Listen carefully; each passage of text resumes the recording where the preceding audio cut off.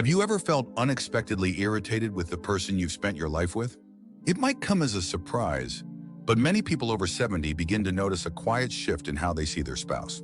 Not necessarily because love fades, but because the realities of aging, routine, and unspoken frustrations start bubbling to the surface in ways we rarely talk about. In this video, we're going to unpack 8 subtle but powerful reasons why older adults begin resenting their spouse after 70, and what these signals might actually be trying to tell us. These aren't dramatic or scandalous problems. They're often small, accumulated emotional mismatches that go unspoken for years, even decades. But here's why it matters. Recognizing these emotional undercurrents can help you make sense of your feelings, restore mutual understanding, and bring peace back into the space you share with someone who's been by your side for a long time.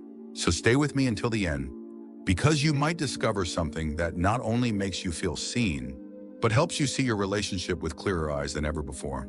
And if you haven't subscribed yet, I recommend you subscribe and turn on the bell so you don't miss any videos.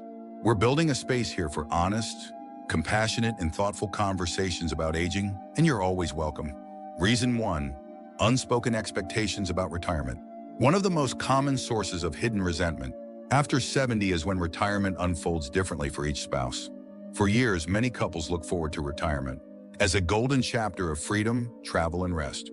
But what happens when one of you envisions quiet days in the garden, while the other wants to hit the road in an RV? The truth is, we each carry an internal blueprint for how retirement should look. And when your partner doesn't follow that script, it's easy to feel disappointed, even if you never say it out loud.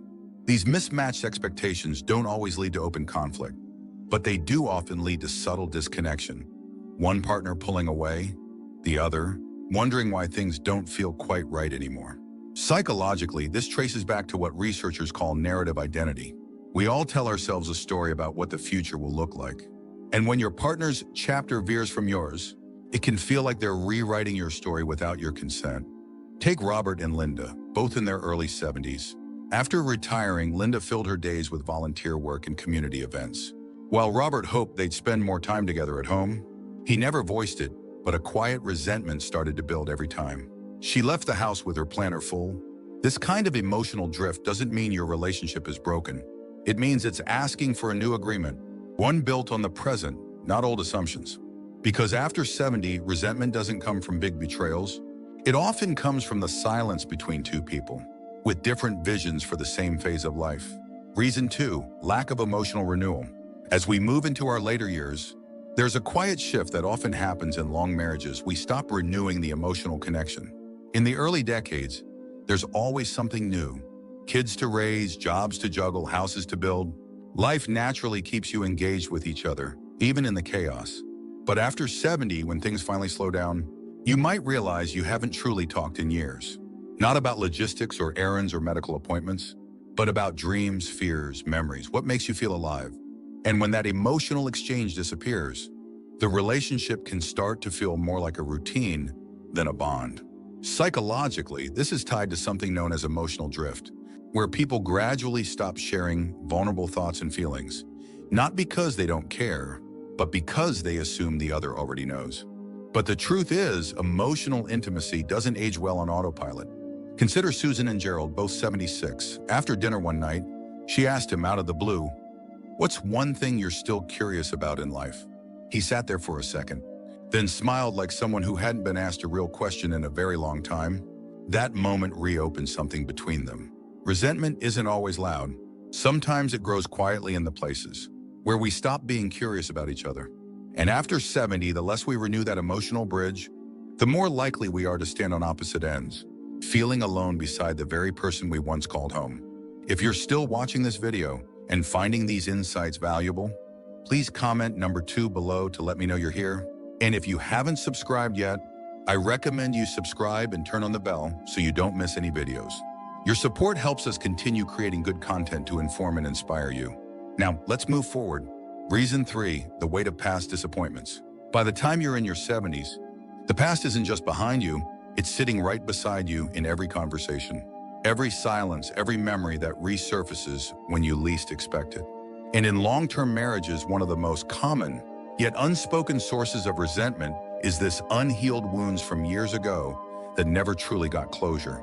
Maybe it was a broken promise, a dream that got sacrificed, a season where one carried more than the other, and never really said anything, but never forgot.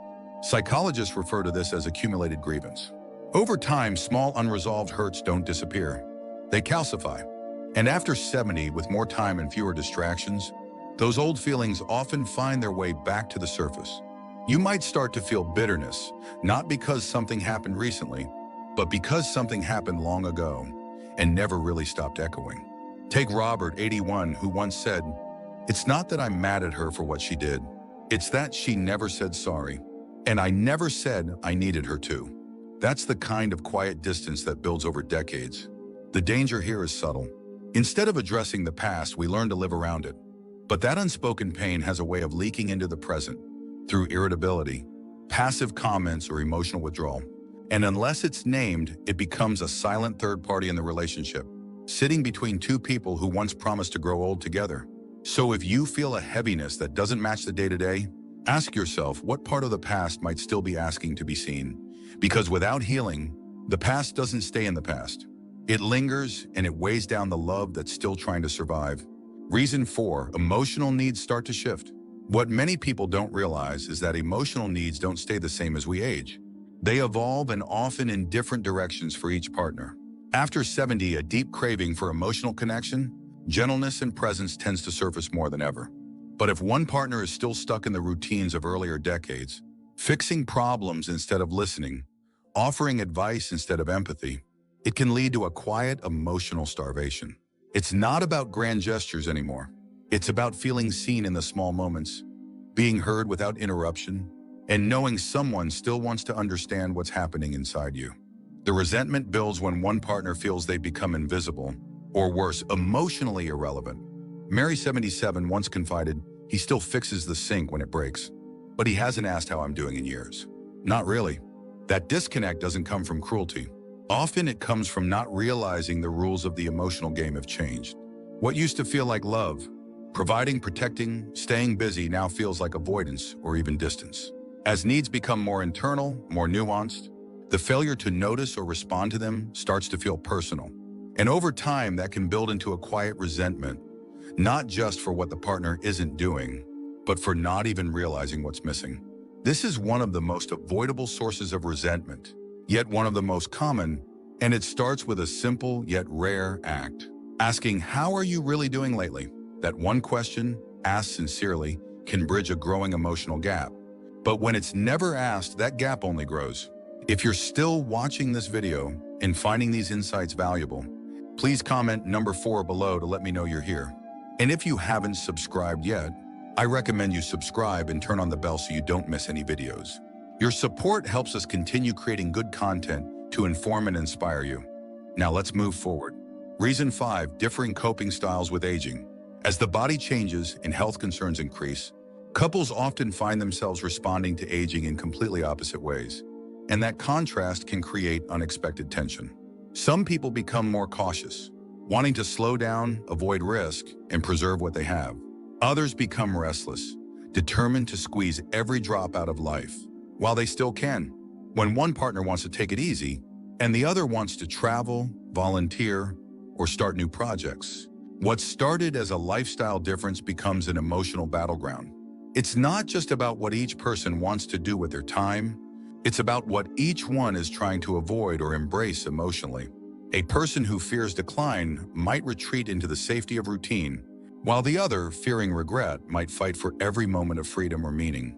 Without communication, each partner sees the other as unsupportive or even selfish, not realizing both are simply trying to make peace with the same difficult reality, just in very different ways.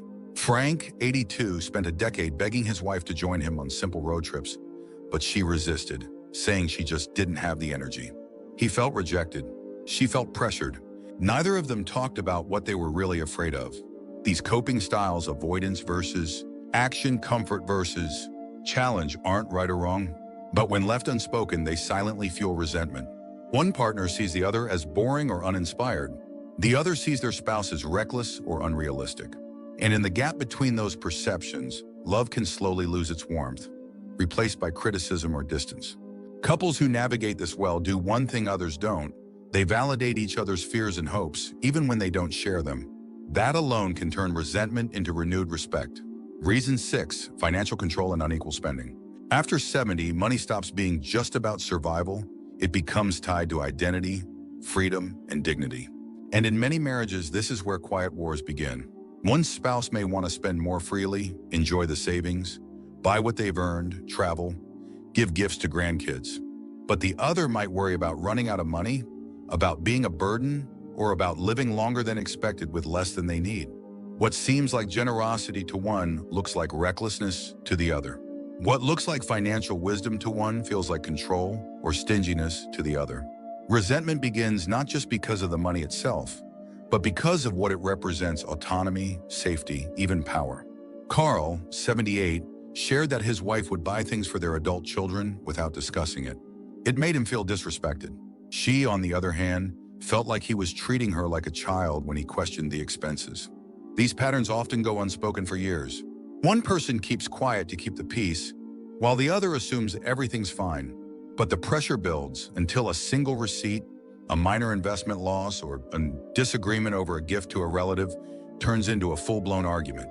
In some cases, this spills into passive-aggressive behavior, hiding purchases, keeping separate accounts, or guilt-tripping each other for every dollar spent.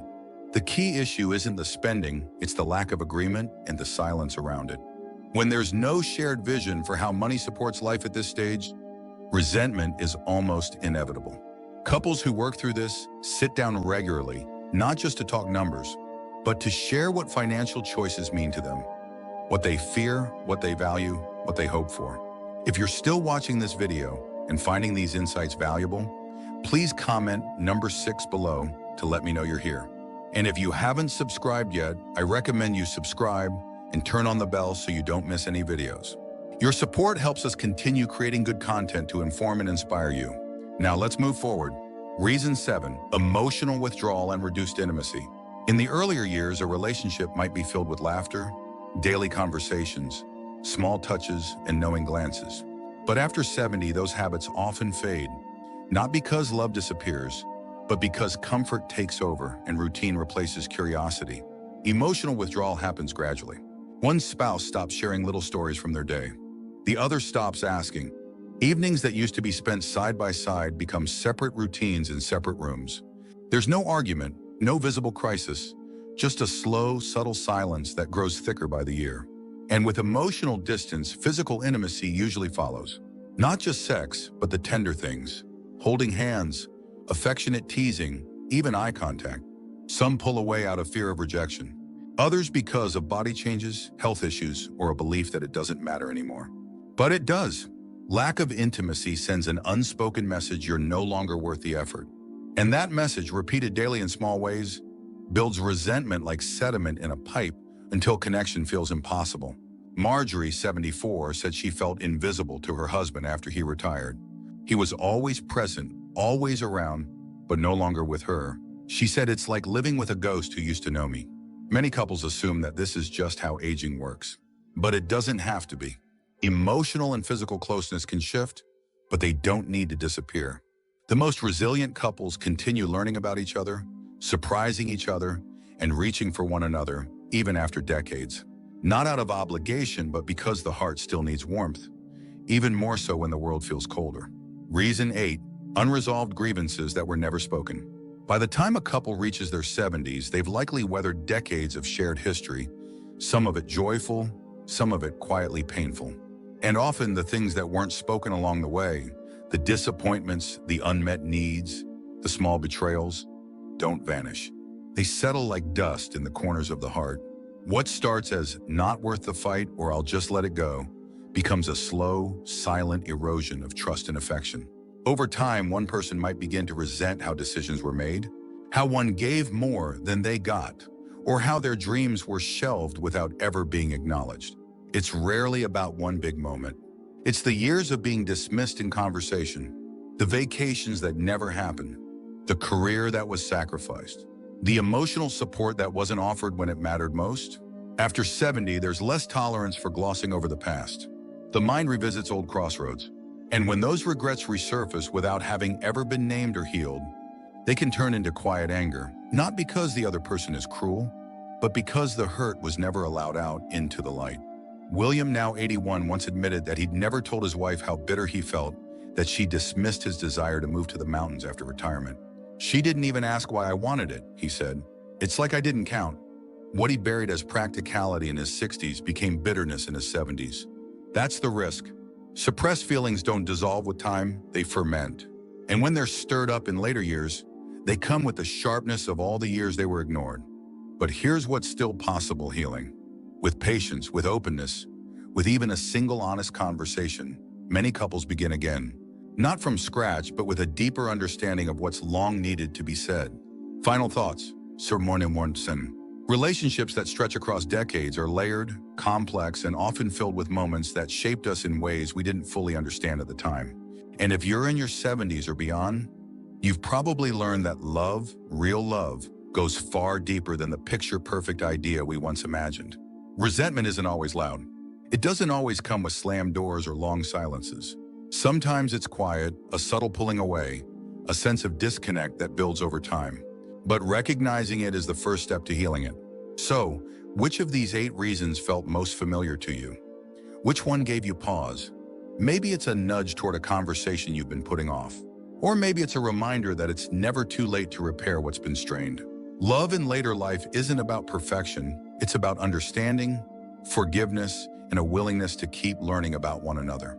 And if this video helped you reflect on your own relationship or brought you a bit of clarity, then we're honored to have shared this time with you. Thank you for joining us today. We'd love to hear from you. Leave a comment below and share one thing you learned today and how you plan to use it in your life. Your thoughts are important to us, so don't hesitate to share them. Reading your comments gives us great motivation and encouragement. If you enjoyed this video and found it helpful, please like, subscribe, and share. Your support helps us continue creating good content to inform and inspire you. Thanks for watching, and we look forward to seeing you in the next video.